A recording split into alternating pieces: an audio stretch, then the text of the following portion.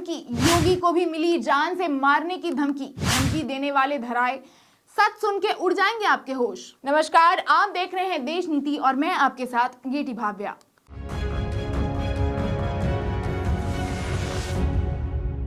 देश नीति, केवल सच्ची और पक्की खबरें। देश में राम मंदिर को लेकर काफी उत्साह दिख रहा है। कुछ ही दिनों में हालांकि प्राण प्रतिष्ठा भी होने वाली है, तो वहीं पर जहां इसकी नींव रखा जाएगा, तो वहीं पहले ही मंदिर को उड़ाने की धमकी मिल गई।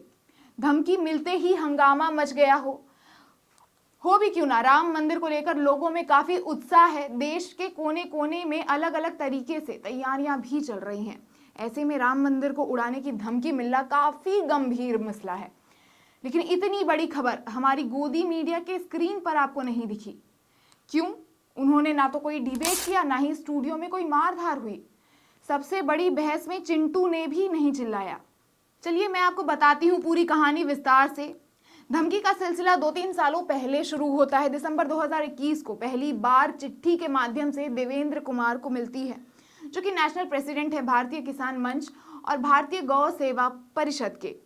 उस चिट्ठी में लिखित में धमकी आती है, जिसमें लिखा रहता है, तूने ये जो गौशाला और गौ रक्षा के नाम पर हम लोगों को परेशान कर रखा है, इसका अंजाम बहुत बुरा होगा तेरे लिए। कितनी बार तुझे समझाने की कोशिश की है, लेकिन तू और तेरे लोग नहीं मान रहे हैं। अगर तू नहीं सुधरा तो तेरा वो हर्ष करूंगा जो किसी ने कभी किसी का नहीं किया होगा। गौरक्षा करना तुझे हम लोग सिखाएंगे। अब तू अपने आप को बचा ले। अब मैंने भी कसम खाई है, जब तक तुझे ठीक नहीं कर दूंगा तब तक चैन से नहीं बैठूंगा। मैं तुझे बता दे रहा हूं, मैं तुझे मारूंगा, तुझे पता नहीं चलेगा। याद कर ले, मेरा नाम मोहम्मद अजलम है। तू मेरा कुछ नहीं बिगाड़ पाएगा। मैं तेरा वो हाल करूंगा जो तूने अपने सपने में भी नहीं सोचा होगा। फिर ऐसा ही बोलते बोलते लिखता है, जब से योगी की सरकार बनी है तब से तुम लोग बहुत गौ रक्षा गौशाला के पीछे पड़ गए हो। सुधर जाओ, नहीं तो अच्छा नहीं होगा।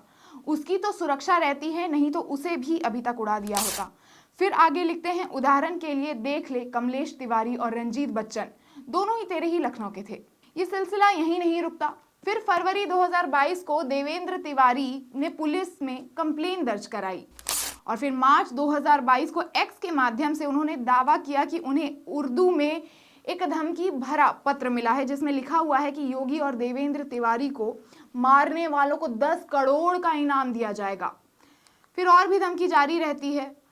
फिर नवंबर 2022 को देवेंद्र तिवारी अपने एक्स अकाउंट के पोस्ट के माध्यम से लिखते हैं कि उन्हें जिहादियों के कॉल्स आए हैं, लेकिन वो डरते नहीं हैं ऐसे धमकियों से। अब आप ये सोच रहे होंगे, राम मंदिर उड़ाने की खबर से मैंने शुरू किया था, ये देवेंद्र तिवारी का किस्सा कहाँ से शुरू कर दिया?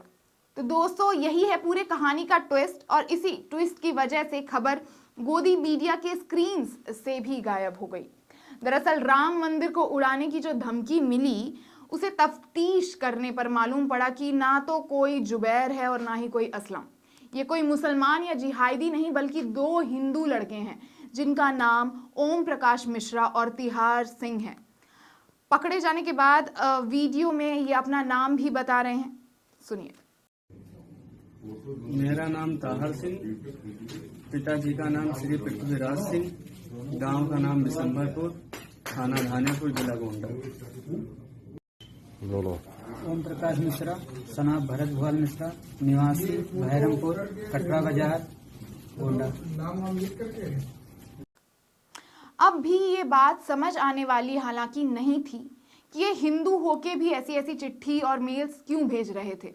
इन दोनों ने हालांकि बताया कि इन्होंने देवेंद्र तिवारी के बोलने पर ही ऐसा किया था और उनके बोलने पर ही फेक आईडी भी बनाई और मेल्स भेजते रहे। ये तो मुद्दे से ही हट गया भाई। अभी तो ये थोड़ी समझ में भी आ रहा था कि ये मुसलमान कर रहे हैं, पर अब ये मुद्दे के एकदम बाहर है कि देवेंद्र तिवारी को इससे क्या मुनाफा था या फिर क्या हो सकता था। इनको राम मंदिर ही अगर तोड़वाना हो या फिर योगी के नाम लेकर और मंदिर में बम ब्लास्ट होने की धमकियां देकर से ये डरते नहीं हैं। इस बात से इन्हें फेमस होना हो, ये भी हो सकता है, पर ये सभी अनुमान ही लगाया जा सकता है। असली मामला क्या है पता नहीं है अभी तक। मतलब इतना तो साफ है कि तिवारी जी योगी जी के खास चेले मालूम पड़ते हैं। नफरत फैलाने, हिंदुओं के बीच आक्रोश फैलाने के लिए देवेंद्र साहब इतना गिर गए कि योगी आदित्यनाथ को तो छोड़िए, राम मंदिर को भी नहीं बख्शा।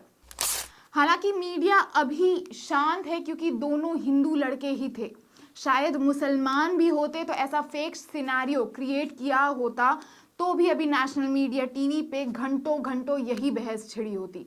पर अभी क्योंकि नाम में हिंदुत्व है और ये लड़के बस कहने पर ही ये सब कर रहे थे, वो भी उनके बोलने पर जो कि बीजेपी के पक्ष में है, बीजेपी के भक्त लगते हैं।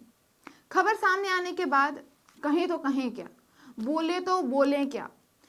मैं तो आपसे बस यही गुजारिश करूंगी कि सोशल मीडिया पर आप क्या पढ़ते हैं और गोदी मीडिया आपको क्या जहरीला परोसती है, इसको बहुत सोच समझकर अपने दिमाग में जगह दीजिएगा। व्हाट्सएप यूनिवर्सिटी से कुछ भी पढ़कर किसी के भी प्रति अपने अंदर नफरत ना भरें, नफरत की बाजार बंद करें, मोहब्बत की दुकान खोल लें। और इसी तरीके से अगर ये वीडियो पसंद आया हो तो इसे लाइक, कमेंट और शेयर भी ज़रूर करें। ऐसा वीडियोस अगर आपको और देखना हो तो चैनल को सब्सक्राइब करना बिल्कुल मत भूलिएगा। तब तक के लिए देखते रहिए देश नीति और स्वस्थ रहिए, खुश रहिए और ज़बरदस्त रहिए।